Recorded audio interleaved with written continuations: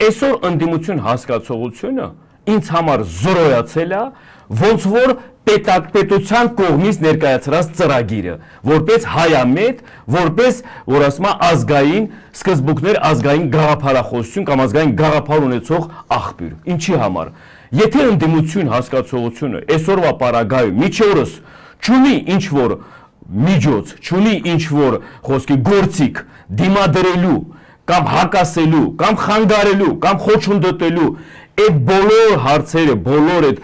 ոչ հայանպաստ բաները իրականություն չդառնալը, ես ոնց կարամ ընդունեմ ընդդիմադիր ուժ, ընդդիմադիր դաշտի խոսքի արած գործը։ Ես արձանագրելով պիտի դա հասկանամ։ Հետ եմ գնում Արցախում ես գտնվելով, Արցախի իրավիճակը ծանրանալով, Արցախի իրավիճակը ծանրանալուց հետո գտնահայտնվելով բլոկադայի մեջ։ Դրանից հետո 23 թվականի սեպտեմբերի պատերազմը վերջնական Արցախի ժողովրդի ցեղասպանության առաջ կայնեցնել ու հայաթափումը։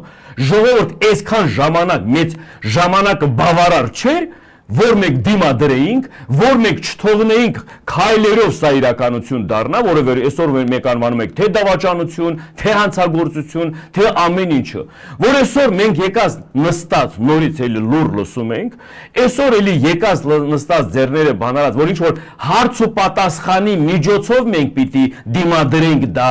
կամ հարց ու պատասխանի միջոցով մենք պիտի